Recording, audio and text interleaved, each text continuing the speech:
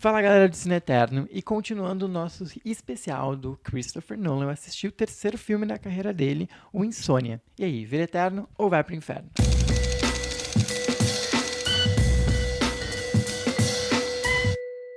Chegamos ao terceiro filme do Christopher Nolan, depois que ele passou por um primeiro filme com baixíssimo orçamento, quase feito em casa, depois foi pro Memento já com 9 milhões no bolso para trabalhar um pouquinho mais, ele chega agora com um blockbuster com 40 milhões no bolso, ele tá podendo agora com muito dinheiro. Mas, na verdade, esses 40 milhões já estavam nos planos do estúdio para ver como ele ia se sair, se ele ia se sair bem trabalhando com uma grande produção, porque ele estava acostumado com filmes indie, com um filme pequenininho, ele sai para um filme maior para depois chegar e pegar um Batman nas mãos. Esse filme ele é muito importante para a carreira do Christopher Nolan, apesar das pessoas não lembrarem muito dele ou desdenharem de Insônia. Geralmente as pessoas botam ele como o pior filme do Nolan. Eu sempre concordo com isso. A gente fala isso mais tarde. Mas enfim, esse filme ele é importante porque ele foi o que possibilitou o estúdio apostar nele para assumir a direção do Batman, do primeiro Batman, Batman Begins. Vamos lá, vamos começar sobre o que eu achei do filme. Eu acho que ele é um pouco injustiçado. As pessoas costumam falar muito mal do Insônia, falar que é um pior filme do Nolan, falar que ele é ruim, falar que ele não funciona. Eu discordo totalmente. Ele pode sim ser o pior filme do Nolan, mas isso não quer dizer que ele seja ruim. Ele só é um filme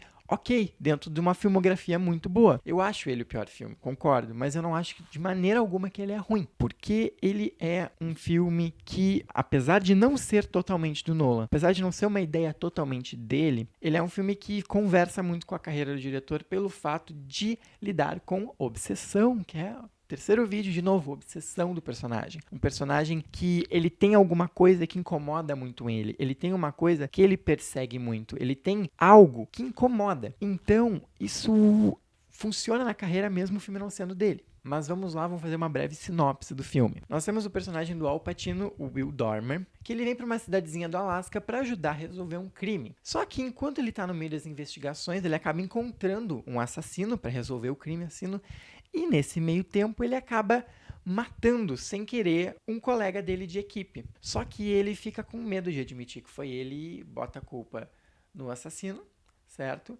E esconde que foi ele que matou. Só que ele acaba ficando com esse peso na consciência. Aliado a isso, ele tem um problema de insônia, que faz com que ele tenha flashbacks e lembranças desse assassinato e que faz com que ele se sinta ainda mais culpado, e isso vai criando uma bola de neve dentro da cabeça dele e ele começa, vamos dizer, a sair dos eixos, a sair dos trilhos. Como eu disse, esse não é um filme do Nolan. Por que não é um filme do Nolan? Porque ele é um remake, ou seja, ele é um remake de um filme europeu. E é muito interessante, se vocês conseguirem fazer isso, assistir o original e depois assistir o remake do Nolan, vocês vão ver a diferença de abordagem e as diferenças bastante gritantes em alguns momentos entre os filmes, apesar da história ser semelhante e quase toda a ambientação ser bastante semelhante. Mas é importante notar, é interessante notar como a direção faz diferença. Por quê? No filme europeu, a gente tem uma pegada muito mais de filme europeu mesmo. A gente tem uma pegada de muito mais análise no personagem, a gente tem uma pegada muito mais profunda nos personagens. Enquanto em Hollywood, há uma tendência a se puxar para um filme de ação. Apesar dos personagens estarem bem desenvolvidos, o filme ele tem umas pitadas de ação que é aí para mim o momento mais fraco do filme, porque parece que não encaixa.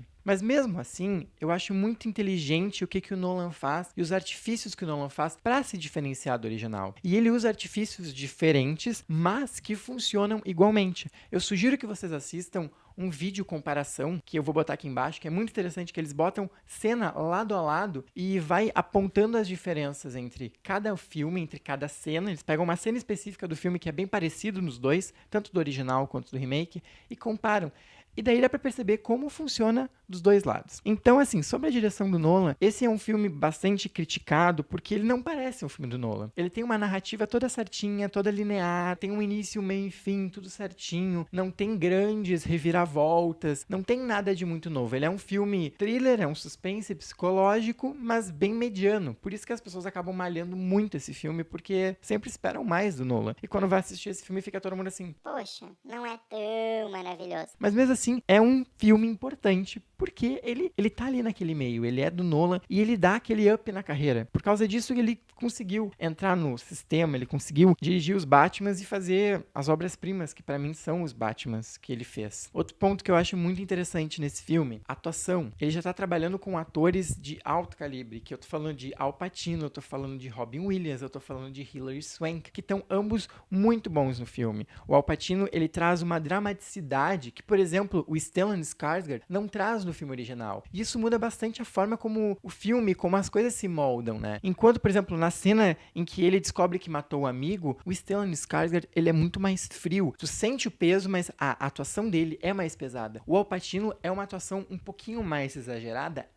mas que funciona na construção do personagem. Então é interessante observar essa diferença. O Robin Williams, apesar dele não aparecer muito, ele tá no ponto certo, ele tá na essência certa que precisava pro final do filme dar aquele gancho e fazer com que o final seja interessante. E a Hilary Swank, sempre muito boa, a personagem dela é aquela personagem que tá ali o filme inteiro e que vai juntando algumas coisinhas e vai juntando as pistas e funciona muito bem. Sobre a fotografia e sobre aspectos técnicos, é um filme muito bem feito, é um filme muito bem cuidado. Eu gosto muito da fotografia e do clima que se cria, até mesmo porque ele se passa no Alasca e no momento em que acontece aquele fenômeno do sol da meia-noite, em que os dias e noites, eles acabam sempre tendo sol. Então, no pôr do sol, em vez do sol baixar e vir à noite, não, o sol nasce de novo. Isso é muito interessante porque acaba criando também um clima muito claustrofóbico pro personagem do Al Pacino, que tem insônia. Então, né, o sol dificulta ele a dormir e faz com que ele comece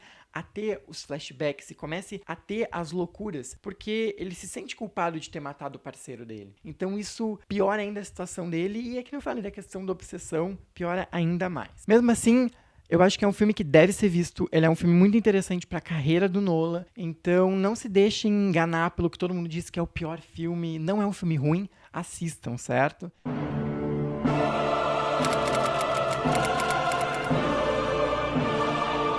Se é a primeira vez que você está vendo um vídeo meu, tem um sistema de notas um pouquinho diferente. Se eu der de B pra cima, o filme ele vira eterno. E se eu der de C pra baixo, o filme ele vai pro inferno. E a minha nota para Insônia é um B-, ou seja, ele vira eterno. Se você gostou desse vídeo, dá um like aí embaixo. Se você é novo ou nova por aqui, te inscreve no canal. Ou se você estiver me vendo pelo Facebook, clica aí facebook.com/cineeterno. Tem também o nosso site cineeterno.com.